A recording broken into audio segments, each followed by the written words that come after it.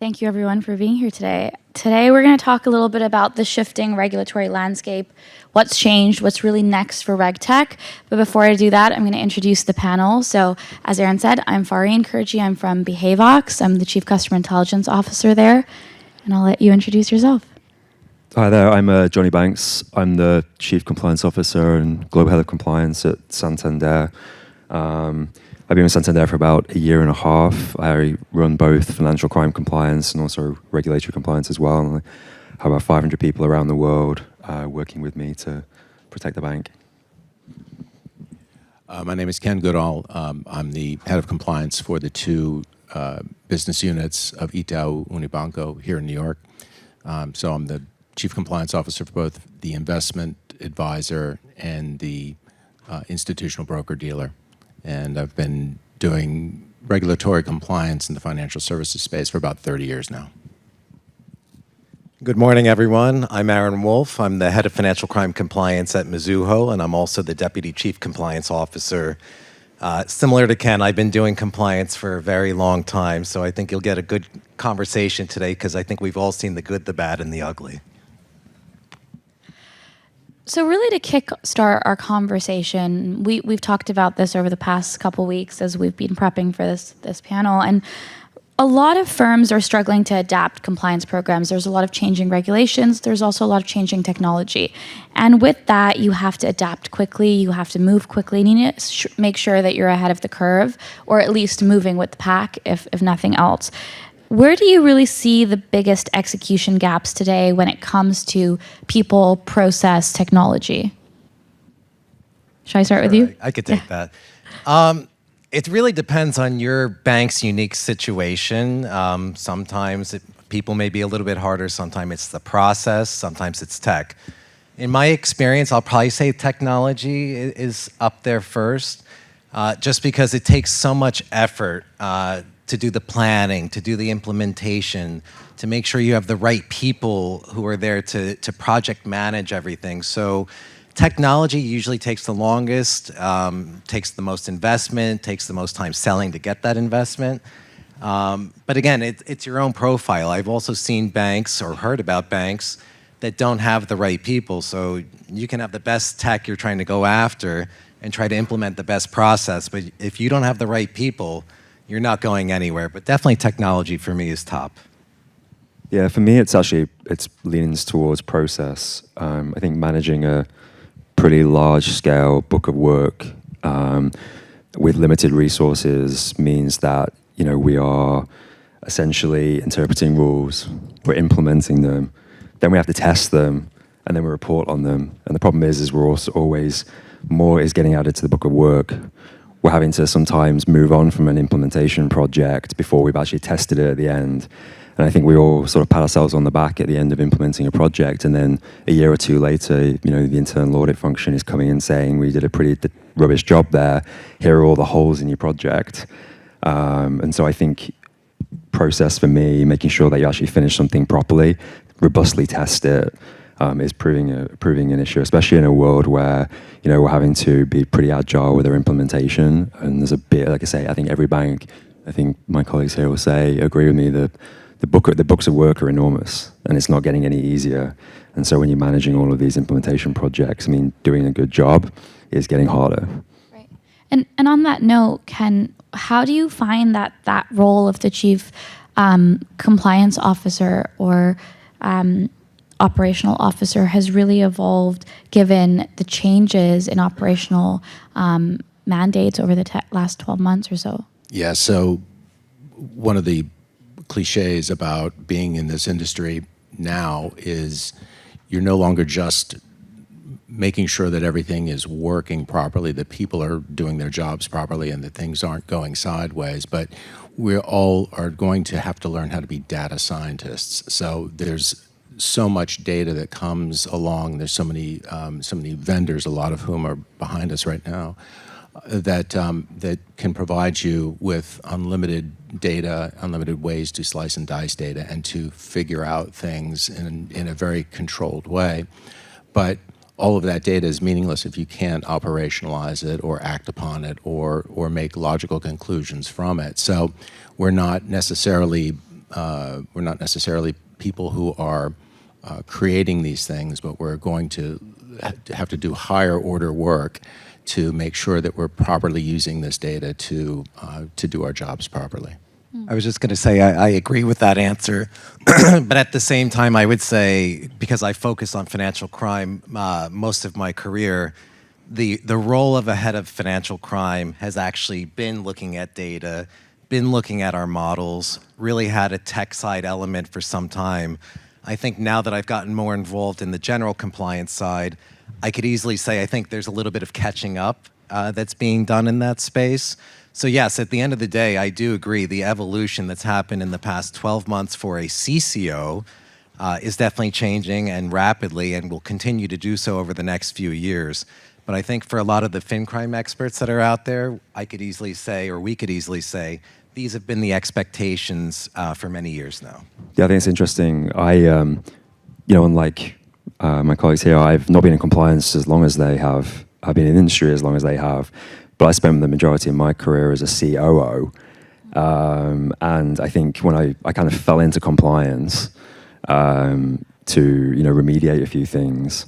And I think in the last 12 months, my role has been more like a COO than a CCO. I mean, I spend most of my time running big books of works, transformation projects. I'm more of an operational risk manager than I think I'm a compliance risk manager these days.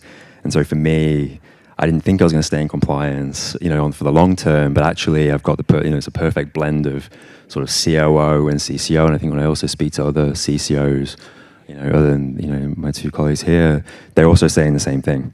And I think that's also driving who we build out in our teams as well, which I think has also evolved in the last 12 months. I think the type of candidates who I'm looking for globally now and not your run-of-the-mill compliance officers.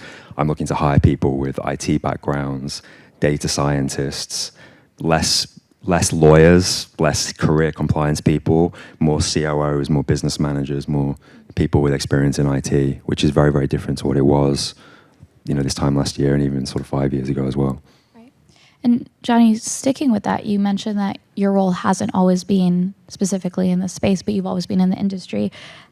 Do you believe that those regulatory expectations around culture and non-financial misconduct will really reshape compliance frameworks as individuals like yourself come into the space to really help operationalize it? Yeah, I mean, interestingly, my function at Santander is actually called Compliance and Conduct. That's the official name for it. And so I think even before the last few years, I've definitely seen non-financial misconduct grow. I mean, the amount of expectation there are for us to develop our whistleblowing channels, the cultures of escalation, speak up culture.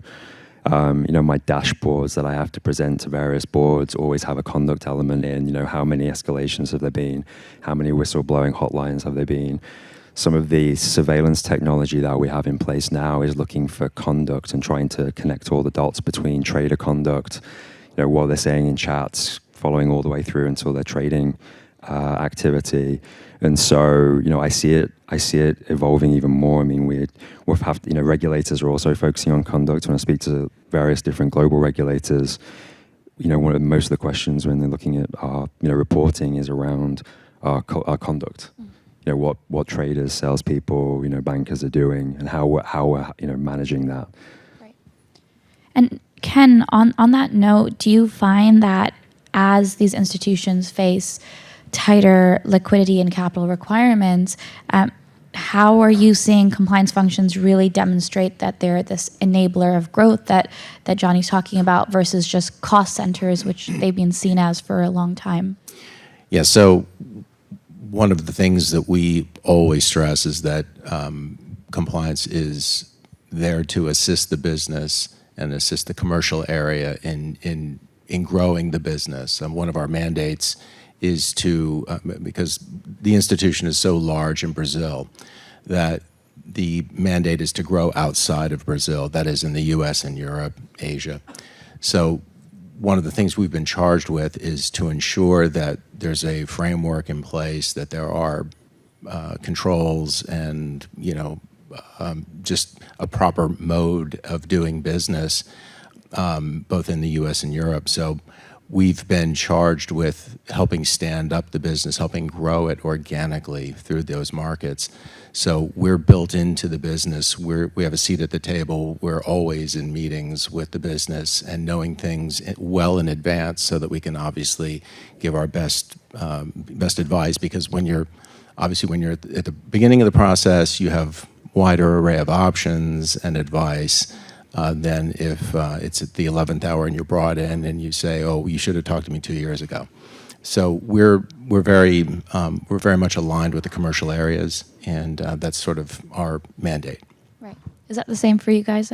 It is, and I just wanted to add, because obviously this is a RegTech conference, that if we really embrace a lot of the new technology that's out there, yes, there's a cost, but that cost can lead to savings. It can lead to a better client experience.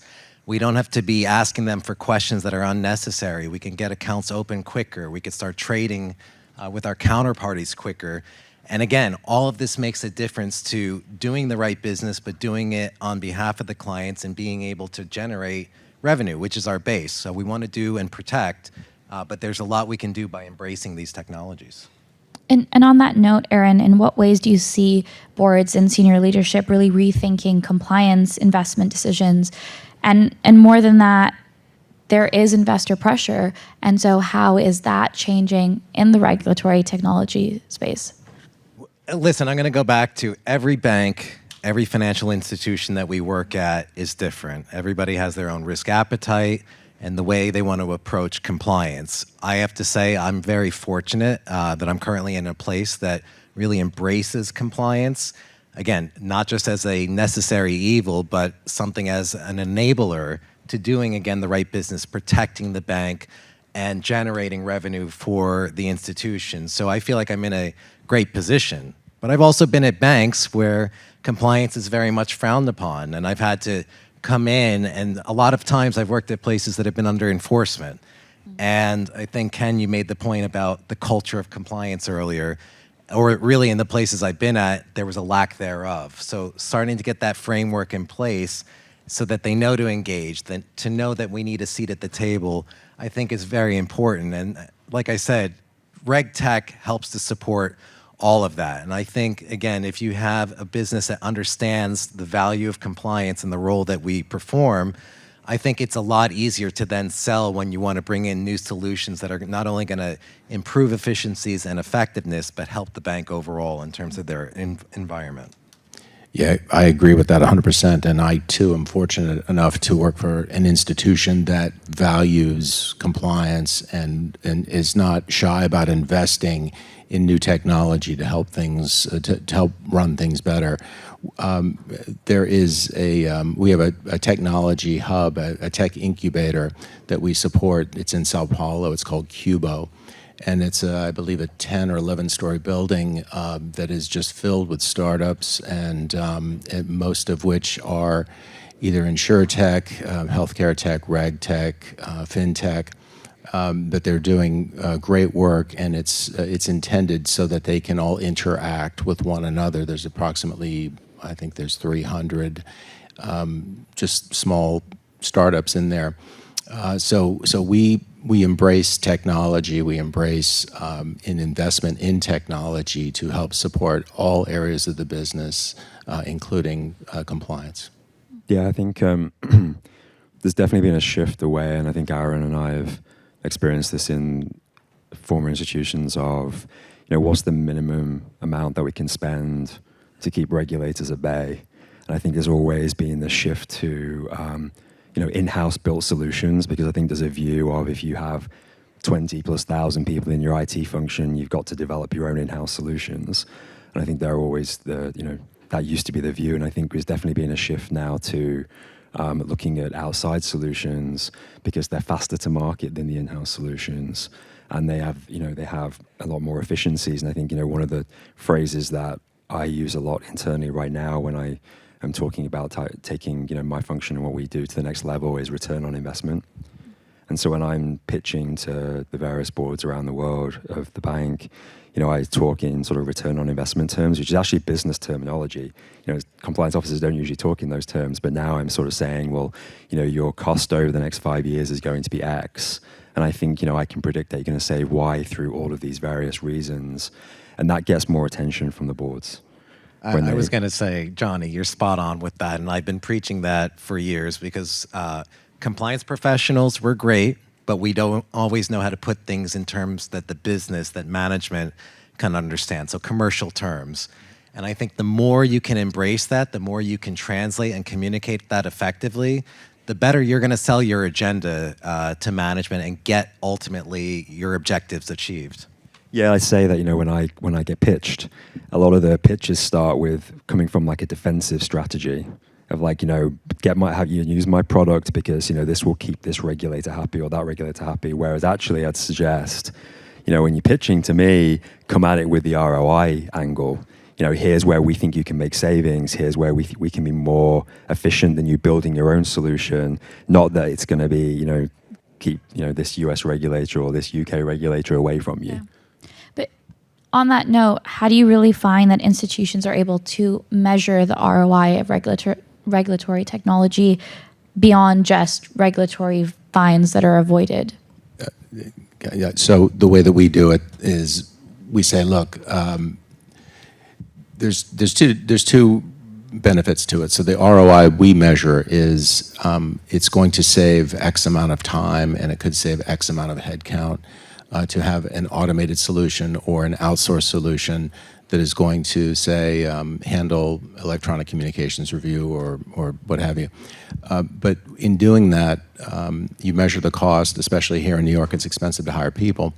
You say, oh, well, there will be one fewer headcount here, but we'll also be aggregating a lot of efficiency so that our existing team can do the higher order work that is, sort of expected of, the 2 or 3 attorneys who work for me and, senior compliance professionals, instead of reviewing, looking for keywords or what have you. It's just a much more efficient way to do it. So it's a pretty easy sell relative to cost. Right. Yeah. Sorry. So I say, I think, for me, with data drives everything these days, whether it's with discussions with regulators or internally. And I think one of the things that I discuss with my business peers is around the use of data. And so, when we're investing in our technologies and we're, creating things like data lakes, these data lakes that we're creating are not just for compliance purposes. We can use these data lakes for business use as well. So if I'm taking in information for monitoring trading activity into a data lake, well, that data can also be used for analytics for the business as well, to be using some sort of predictive technology, predictive models to figure out what clients are doing. So I also try and come at it from that angle as well, as like, let's use data sources for all, not just for compliance purposes. Well, I'm just going to build on that to say, when you deal with the commercial terms or you try to communicate that, make sure you don't just focus on the compliance function. That's a mistake that's made all too often. We care about the compliance program and everybody who has a role in executing that. So make sure when you talk about commercial terms, it's not just about the cost savings for compliance, for example. It's the business, it's technology, it's operations. I mean, you can go on with all of your stakeholders, but make sure you're truly putting a holistic picture in place that gets communicated. And based on that holistic picture, I think we're seeing a lot more influx into technologies that are ecosystems, being able to really consolidate tech stacks, focus on one solution that provides multiple solutions. But in that space of AI and emerging trends, how are you seeing AI playing more of a proactive risk approach versus reactive, especially with data trends and some of the changes you're making? Well, perhaps in tone and behavioral analysis that you would be able to evaluate electronic communications, Bloomberg chats, messages, and so on. Predictive analytics are they're tricky things, but knowing where a conversation is going or figuring out where a conversation is going, for example, may lead you down a different path to other forensic testing that you can do to make sure that there isn't any data leakage or any untoward behavior going on in any way with either a client or other people internally. I mean, maybe I'll come at this from the FinCrime angle and specifically to transaction monitoring. Transaction monitoring inherently is detective. It's post transaction. You're running your monitoring. But with a lot of the new AI solutions that are out there, yes, there is still that post-transaction monitoring, but what we're really able to do now, better than ever, better than even our best investigators could ever look to achieve, is to identify those hidden relationships. By ingesting and analyzing all of the external and internal data sets, now you can start to proactively identify, report, and prevent, not just detect after the fact. Yeah, and I think that's a great point, Aaron. I think I mentioned it before when I was talking about looking at people's behavior, traders' behavior, sales behavior. You know, one of the things that we're looking at is building this picture, this data picture of, you know, trading desks, businesses where you're trying to connect the dots, right? So you're looking at a desk and you have your audit reports around the world, your compliance testing reports, your surveillance hits. It's ticking and tying all that together. So saying, you know, this particular desk had a really bad audit in London. And then you have another data point, which the trader from that desk is always pushing close to their limits. And then you have another thing where actually the head of that desk is really late doing all their supervisory responsibilities. To be able to get that perfect 360 view of a desk, you need all these data points all together and spitting out a report of some sorts. Whereas kind of, you know, historically you've been relying on a compliance officer just walking by a desk and having a good relationship with the business and thinking, oh, I remember seeing an audit report last month about this desk, and oh yeah, now I know that this supervisor's not doing their checklists and sign-offs on a daily basis. So technology that's moving towards pulling all of that together. I always joke, and I think everyone probably says this, but, you know, Minority Report with Tom Cruise, you know, you have this vision of like the predictive thing of, you know, when's this guy going to murder someone and be there before 30 seconds before he does it.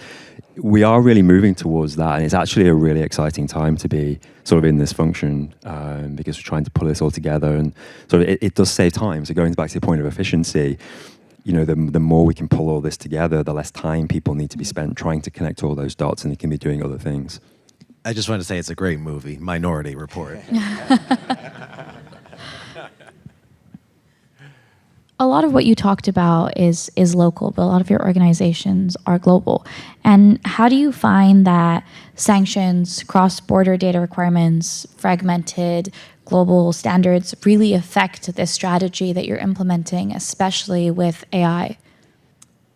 Well, I would say from a financial crime compliance perspective, fortunately, standards are not that different across the globe, so it's much easier to manage. I mean, definitely on the information sharing or the prohibitions that are in place, that makes it tough. Obviously, you can share with head office or head office can share with you, but you have to be very careful about what you're doing with the affiliates. And I know governments around the world are starting to look to relax some of that, but obviously that's a stop, if you will, to having truly globalized investigations at times. So I think that's where it comes in. In terms of general standards, outside of FinCrime and in the general compliance space, yeah, that's still very much the Wild West. There's a lot of variation across the globe. What may be applied as an obligation in the US may not be in Brazil or the reverse. So it makes it difficult. And then again, it goes back to what kind of decision do you make from a risk appetite standpoint?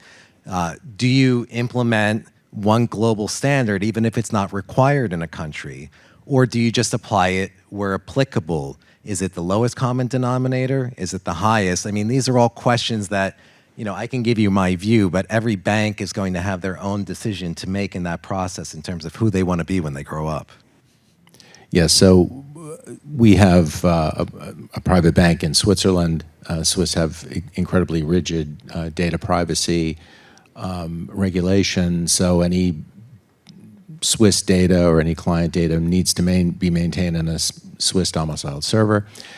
Brazil has a very similar to European privacy standards for customer data. So we deal with a lot of these different cross-border requirements that are more stringent than they are here in the U.S. And you know, you can't really do regulatory arbitrage in that regard because the stakes are too high with fines and the need to maintain data privacy.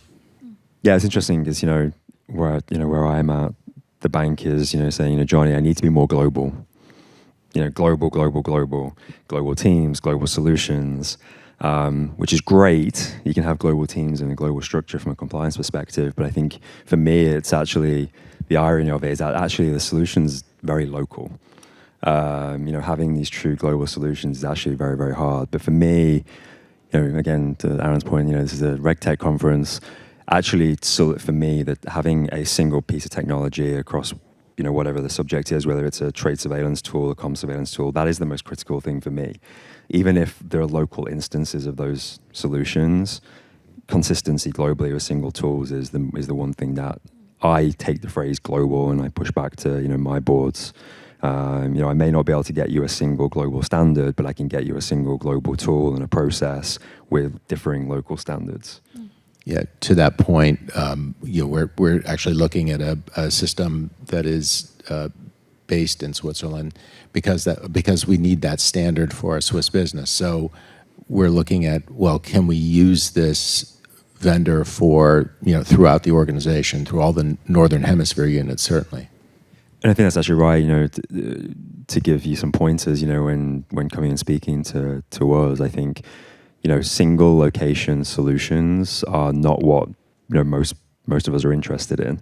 I'm looking for vendors who can provide global solutions where they can, because obviously I'm, Asia, the Middle East, Europe, US. I need someone who has the ability to help me globally, because the last thing I actually need is 5 different solutions for the same compliance risk area.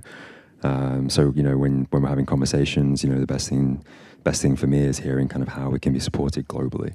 Yeah. I just wanted to quickly add, because I agree with Jonny and Ken 100%. But one of the things I also preach when we're talking about, again, whether to have one global instance versus many, you need to figure out what your target operating model is going to be. Because remember, it's not just technology. So many people want to focus on the tech. Tech is great, but it's one piece of the overall model. You need to understand how you're going to be set up to operationalize that technology from a people and process perspective. Once you figure that out, everything will flow. Right, and when it comes down to global solutions, you also want to make sure that they're able to do transcription, translation, languages in those regions, but more than that, they understand the cultural nuances of those regions, so it's not just a solution that works in a little silo versus holistically.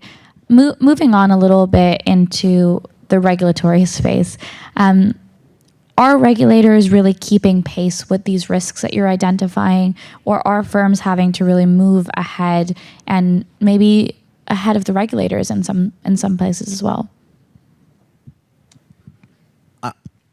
I love regulators. I mean that from the bottom of my heart. But if I'm being truthful, I would say historically, maybe not as current as they need to be. I think to their credit, they have been catching up over the last few years, and RegTech is one of those great areas. I think 10 years ago, when I was trying to talk about RegTech, my regulators would look at me like I had 2 heads. They didn't understand, they were scared of it, moving away from the tried and true approaches that they always knew. We're now, fast forward to current day, they're all about it. There's really not much selling I need to do anymore. They're behind it, they want it, and they're trying to make sure that their frameworks allow for that. So I want to give them a lot of credit. I think they still have more to go, don't get me wrong, but I think they're doing everything they can to help support the ecosystem that we want to achieve. And further to that point, Aaron, I know that the SEC has made extensive use, and FINRA as well, of big data. So they really have come a long way. Absolutely. Yeah, I made a note of a phrase I wanted to use that I've used internally. Enforcement is backward looking, but penalties are forward shaping. And I think that's the era we're in now, where we're in an evolution space around digital assets, AI, particularly AI and the use of AI in banking. How are we using AI to inform investment decisions and recommendations to clients? And obviously, the regulators haven't given a ton of guidance around this now, but they sure as will come back in 4 years and say, what you did in 2025, we're going to fine you for how you did that. We didn't give you any guidance for that, by the way, what to do. So I think that's where I think we're also looking at what approach we should take. So I think from a internal controls perspective, I think we're definitely way further ahead than regulators, and we're probably being very conservative. I would say most financial institutions are taking a very, very conservative approach because of the history of enforcements, especially in the US. And that's where where banks are coming up against more private entities who aren't regulated, the sort of the unregulated entities, and where we're kind of at a competitive disadvantage really, because we've got the enforcement fear culture of we're in this space where we have to basically figure this stuff out for ourselves. A great example of that would be the JP Morgan fine for the electronic communications retention, and that just sort of set everything in motion for a lot of firms. Mercifully, we were ahead of the curve because we knew that we had to get that in order. But 5 waves of enforcement later, it's sort of baked into everyone's processes. Everyone has a vendor. Everyone's doing what's expected. Right, and on that point of looking at unauthorized channels and new communication channels that are popping up every day, there are specific risks that you need to stay ahead of that regulators aren't giving you enough information on or mandates. Are we saying that they should be taking more of a principle-based approach and really leaving firms to innovate versus being very prescriptive about what they do? I think that's a great question, and it's probably a question many of us struggle with. I'm a personal believer in balance.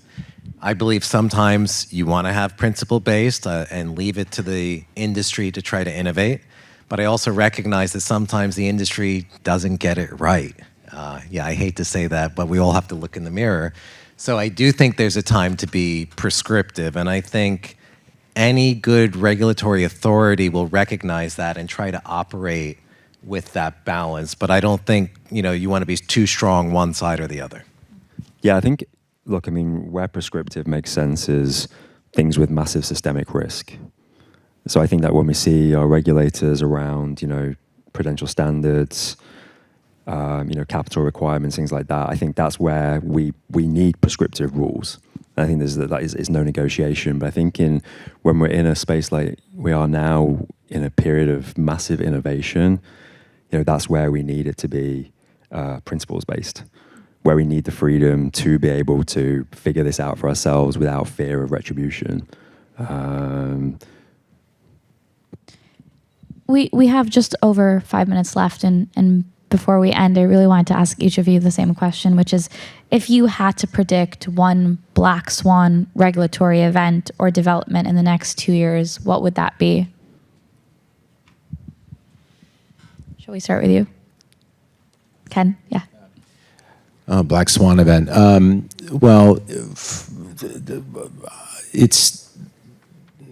Markets are really exuberant right now, and there's been this massively long bull run.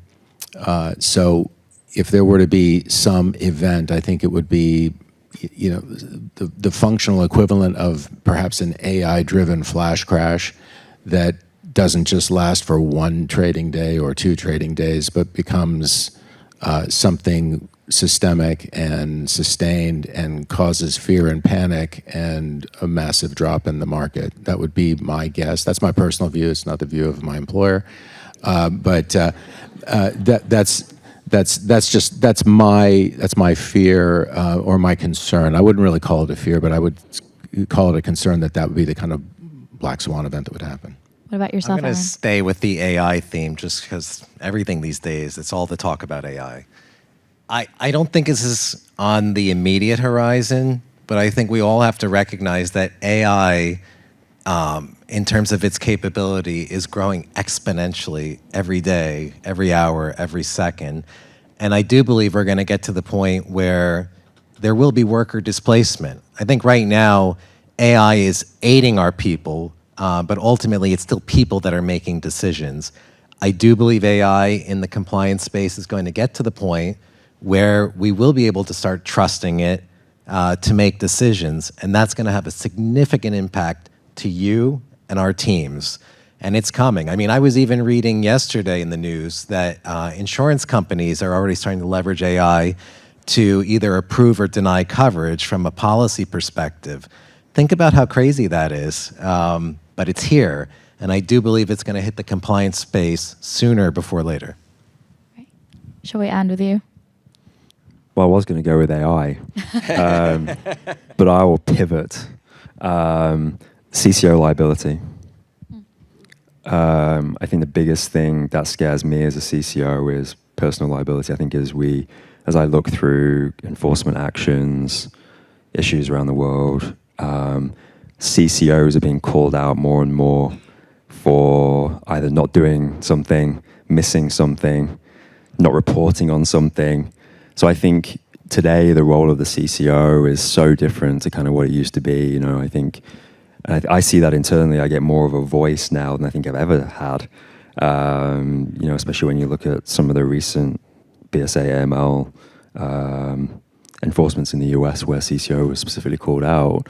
You know, that's a great thing for me to go and flash, you know, across everyone that, you know, the regulators are expecting more accountability, but I think it's a scary thing. So I think we're going to see more, I think something that doesn't mean more of a focus on that. I think, you know, we are going to see, despite some sort of level of deregulation here in the US, I think we will still see CCOs held accountable for things that go wrong, especially, you know, in certain, you know, places I've worked. The questions are always, well, like, how are you going to make sure this doesn't happen? How are you going to make sure, you know, we're safe from this? So even internally in the banks, the CCOs are the ones being held accountable for everything. All right, we have a couple minutes left, and we'll ask some questions from the audience. Does anyone have any questions for Jonny, Aaron, or Ken? Just raise your hand. Don't be shy. All right.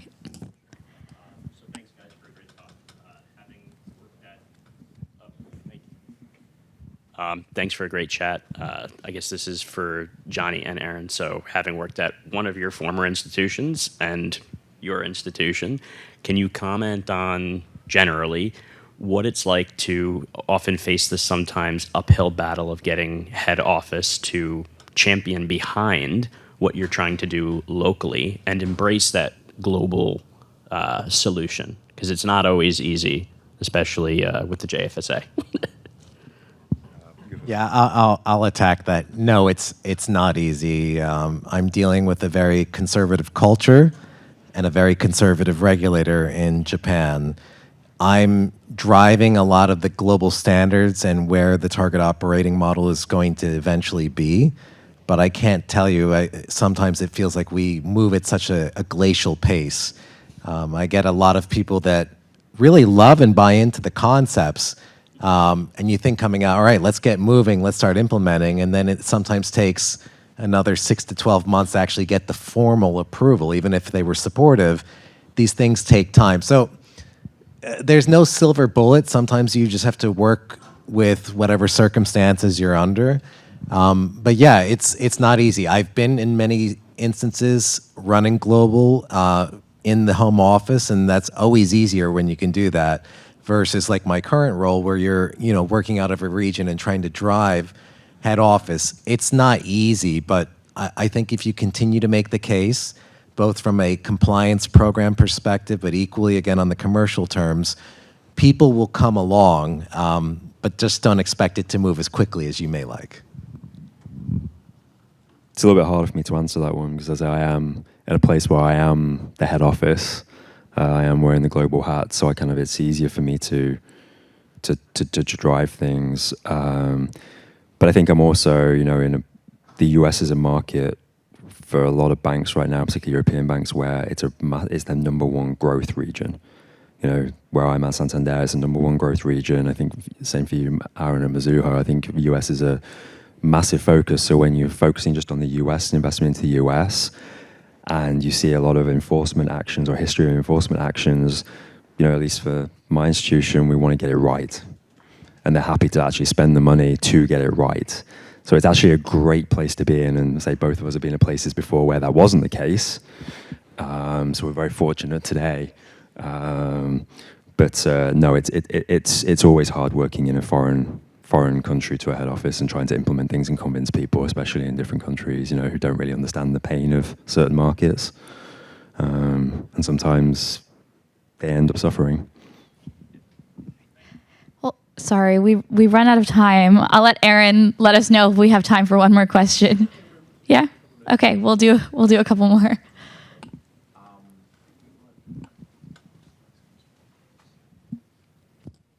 Thank you, Andre Long. I'm part of the FinCrime Tech 50. Thank you for such recognition.